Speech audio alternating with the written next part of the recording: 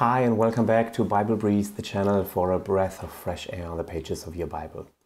We have looked at plot and biblical narrative, and we want to deal with the biblical characters today. And that is a bit of a challenge because characters are something the biblical authors tend to speak with rather than about. We would love for the biblical authors to give us more details. How did characters look like? What were they thinking? What were their motives? Why were they doing this or that or something?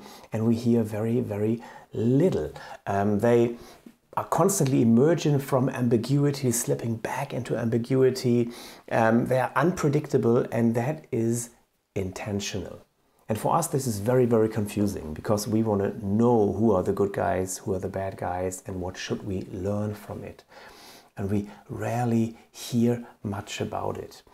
In the Greek way of storytelling, the story and the characters are loaded with details. We are shown quite a bit, or we are told quite a bit, and the characters are described kind of rather directly. And I can show you this here. And the Bible doesn't use that so much. There's much more indirect characterization. The narrative shows us, again, within the context of a story, what is going on. Most of an author's view of the world and the values that they have and what you need to do in order to win or to lose, they are embodied in the narrative, and they are expressed through the characters. So we watch like through their eyes. They are the mouthpiece of the author. And the decisions that the characters are called upon when they have moral choices to make, and the results of their decisions, they are the evidence kind of that show us the ethical dimension of a story in the Bible. Now, the author Adele Berlin, she wrote something very interesting. She explains the difference of this to almost like two paintings, like realism and impressionism. And maybe you remember the painting from the Vincent van Gogh and the photography from the Hubble telescope, and how we kind of prefer one over the other. Modern realism uses very precise brush strokes, and they want to convey near photorealistic images and objectivity. And the purpose of impressionism, and that's more like biblical narrative style, recreates the sensation of an account. It draws us more into it. And we're not given the details, but it's much more effective. The suggestion of a thing may be actually quite more convincing than a detailed portrayal. And this has to do with our brains, because we tend to, if we have an image that is not complete, our brain tries to complete it. We have a certain expectation and we fill in the gaps. And that is very, very effective. Think about a horror movie or a thriller where there's a little girl at home and the drunken father comes home. He's completely drunk and he goes into the house and he shouts at the girl, and she has, I don't know, spilled some juice. And so he grabs her by the arm and he drags her into the parents' bedroom and he slams the door. And then you see the camera moving towards the door of the bedroom. And that's all. And we hear nothing. And your mind goes bollocks. And everything that you imagine that is happening inside there, what is going on, that is probably way worse and way more effective than if you are being told or if you are being shown something. So leaving it out, not giving you the information, is actually drawing you in even more. And the same is done in speeches or in rhetoric. If I really want to make a point, I could become softer with my voice. I might actually slow down, and I force you to kind of go closer, to maybe put up the volume a little bit in order to not miss what I'm gonna say next. And I pause. And all of these things, I get back to normal, all of these things have quite an effect. It kind of, you lean in, you're like, give me more. What's going on? What's happening? And this is very deliberate. Again, the biblical authors did not miss out when they don't give us more information on a character. They wanted to do it that way. They want the omissions to be there. They want us not to have the details. And that's an art to figure out how much to put in and how much to leave out. And sometimes then we have a song or a long speech of a character, and then we're given a bit more details and a bit more information what is going on. And the authors do that quite on purpose. They leave gaps for the reader, for us to puzzle over, the discontinuities, like isn't there something missing now, what's going on, the non sequiturs, the unexplained motives, and they're fully aware that this has often a very disorienting effect on us, and we're like, well, yeah, but like I said, Elijah and the bears, what now? Is that good? Is that bad? What should we do with it? And this has been invented and elaborated in this Hebrew Israelite tradition of storytelling. It's very, very deliberate. And as we are constantly puzzling over the gaps in the stories, like why did Moses do that? Why did God do that? You know, this imitates our real position in life. It exposes our ignorance about the greater meaning of history that we often have, or our own lives. And biblical stories imitate our real life conditions, we could say, as we are daily surrounded by ambiguities, and we try to make sense of what happened to us and how should we react and what is the best way. And we are baffled sometimes and misled and all of this. And we try to piece these fragments together by trial and error and find out something about the meaning of our lives. And the Bible is very good at imitating these circumstances as it draws us into a story of a Jacob or a Joseph or a David or whoever you might want to have. And we constantly evaluate the motives of the character. Why did he do that? And was that good or not? Because it's, let's be honest, in real life, it's not always black or white. It's not always a clear choice. It's not always completely clear what to do. Sometimes we sit on the couch and we say, well, just always follow God and everything will be all right. Or why were people so violent? Why did they kill each other? Couldn't they have started a round table and negotiate? And I think it's a very comfortable position from a very peaceful environment. If you were a Dietrich Bonhoeffer, that would be harder. There are harder choices to make, and sometimes there are only bad choices. And you wonder which is the not so bad one. How do we move forward from here? There is not always a miracle happening. So much for characters, but the Bible gives us some hints, often in the names or in the few descriptions that we have. And let's watch the video from Bible Project and then talk a little bit more about it afterwards. We're talking about how to read biblical narrative, or in other words, how to read stories. Right. And one of the main ingredients of any good story is characters who encounter conflict and then have to overcome it. Yeah, let's talk about characters. In most stories, we quickly identify with characters because, just like them, we're in our own story having our own conflicts that we need to overcome. Yeah, and good stories have characters with relatable struggles. We can watch them react to these challenges in different ways, and we get to see what happens as a result. Through characters, an author can show us their view of what it means to be human. The Bible's no different. Biblical stories use characters as a mirror so we can see ourselves and discover our own human nature in the reflection. The thing about characters in the Bible is that they can be hard to relate to. I mean, often there's very little detail given about them. Yeah, biblical authors develop characters differently than modern narratives. They prefer to communicate a lot through minimal detail. For example, we rarely hear what people look like in the Bible, but when we do, it's crucially important for the story. Like we're told that Saul is tall and David was kind of a runt. And these become images of their moral character. Saul's height matches his love of status and power to impose authority, while David humbly accepts his low status and allows God to exalt and deliver him. So people's physical appearances are symbolic. Yeah, very often. Like Esau's hairy body fits his animal-like behavior, and Jacob's smooth skin matches his deceptive, slippery nature. What other clues do we get about biblical characters? Well, often people's names symbolize their role in the story. Abraham in Hebrew sounds like father of a multitude. Jacob means deceiver. Ruth means refreshment. And Saul, his name means the one asked for. He's the flawed king that the people requested. So by packing all this meaning with very little detail, biblical stories can do a lot in a little space. And they even leave out things that modern readers want to know about these characters.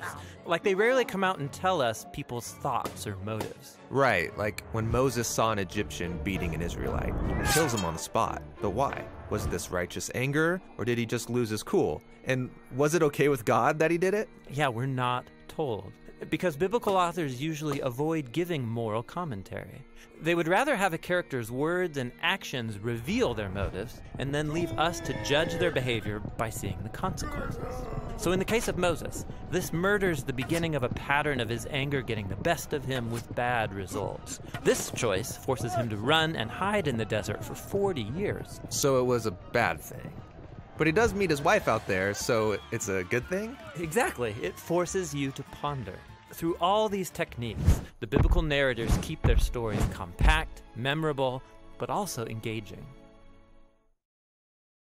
But seriously, was Moses being good or bad? Right? Like in classic stories, there's always a good guy and a bad guy, some admirable hero who faces off against some horrible villain. Sure, and simplified characters like that are helpful for teaching children there's such a thing as good and evil. But the Bible's not a children's book. Its characters are very complex, a mixed bag of good and evil, just like us. There's hardly any flawless characters in the Bible. What about heroes of the faith, like Abraham or King David? So you mean Abraham, who used an Egyptian slave for sex and then lied about his wife 2 times to save his own neck? And David, the man after God's own heart, who sleeps with another man's wife and then murders him? These stories are anything but simplistic. They offer us realistic portraits of compromised people like ourselves. The real surprise is that God keeps working with them despite their failures. So, just because a person's called by God or wins a battle, becomes successful or wealthy, it doesn't mean the biblical author wants me to act like them. Right. It would actually be really dangerous to imitate most biblical characters. True. But there must be something admirable in biblical characters, something I can imitate. Absolutely. Pay attention, and you'll notice that most biblical stories highlight the moments when characters fail or come to the end of themselves, and then they choose radical trust in God's grace and wisdom. It's in these stories that the authors show us how to be a human who truly pleases God through humility and surrender. Yeah, the fact that God stays committed to biblical characters is a profound statement about the patience and love of God, who is also a character.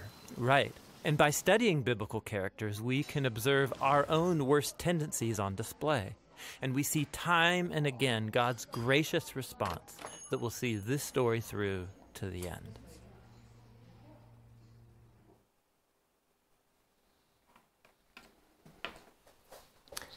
Wow.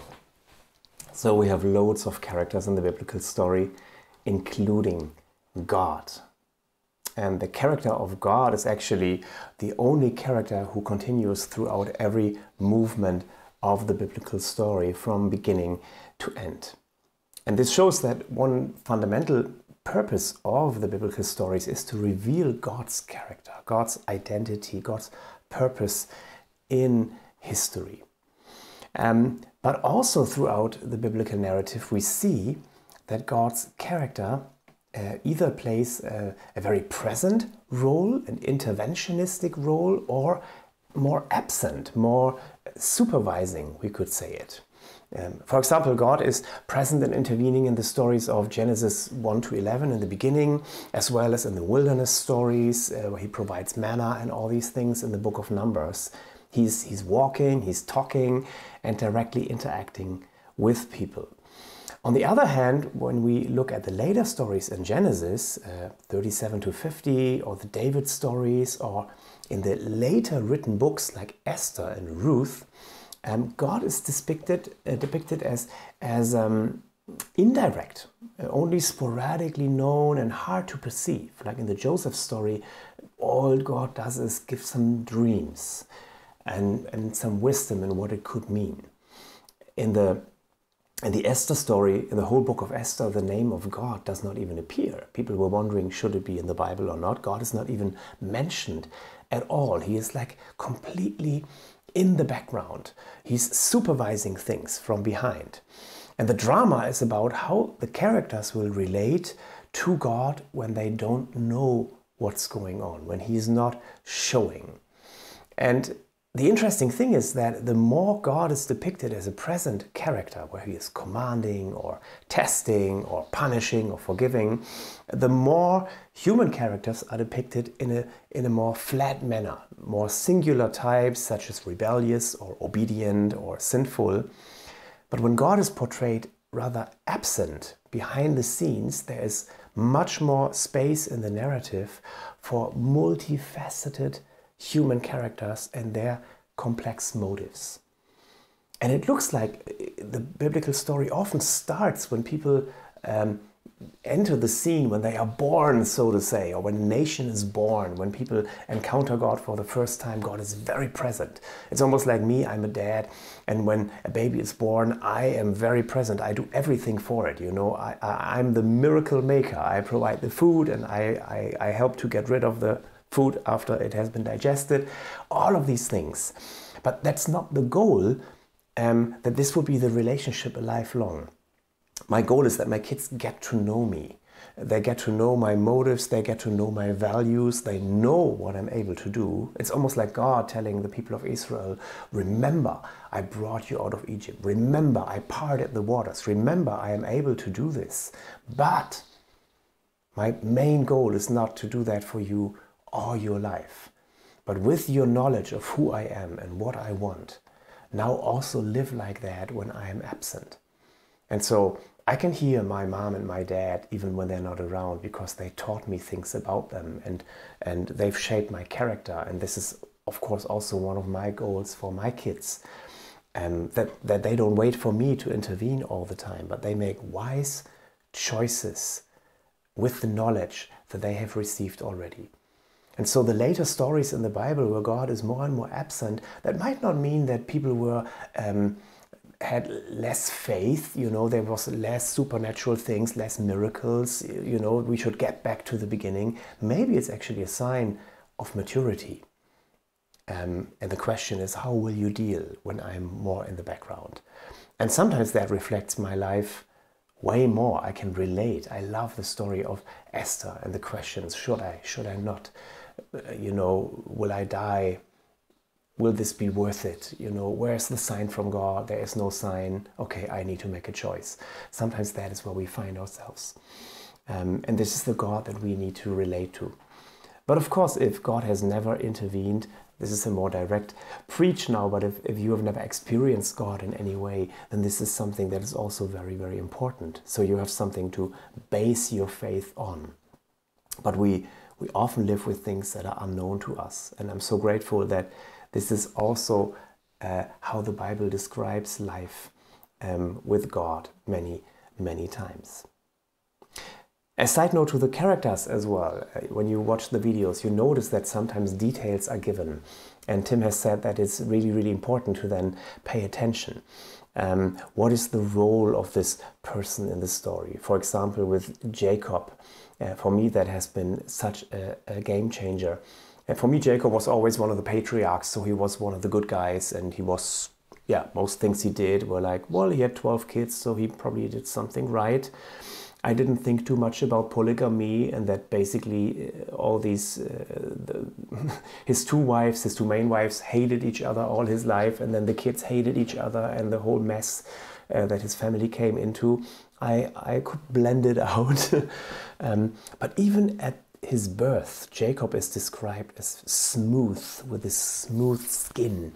And we learn, for example, that even at his birth, he goes after the heel of his brother. And these are things, when we are given such a detail, that we start noticing it, and we think, okay, well, we are early on in Genesis. Has there ever been another person or character that went after the heel of somebody else? And we might notice, oh yeah, Genesis 3, the snake, you know, it says he will strike your heel and you will crush his head. So And heal is a very particular word that doesn't appear often in the Bible. So we realize, oh, Jacob is actually the snake character. He's in the placeholder of the snake. He's smooth and he goes after the heel. And yet God says, I have chosen him and I want to work with and through him. And then we realize that Jacob acts like a snake almost all his life. He's not cooperative. He's not cooperating with God. He always does his own thing. He wants to get the blessing for himself.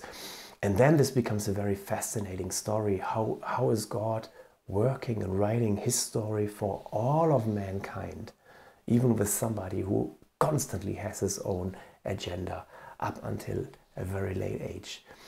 These are fascinating things that we can learn about biblical characters. And I hope that you are fascinated by that as well. We will continue with another video where we look at setting in biblical narrative, and also that helps us get a clue about what the authors want to tell us. I hope that you're present when the next video comes. See you then. Bye bye.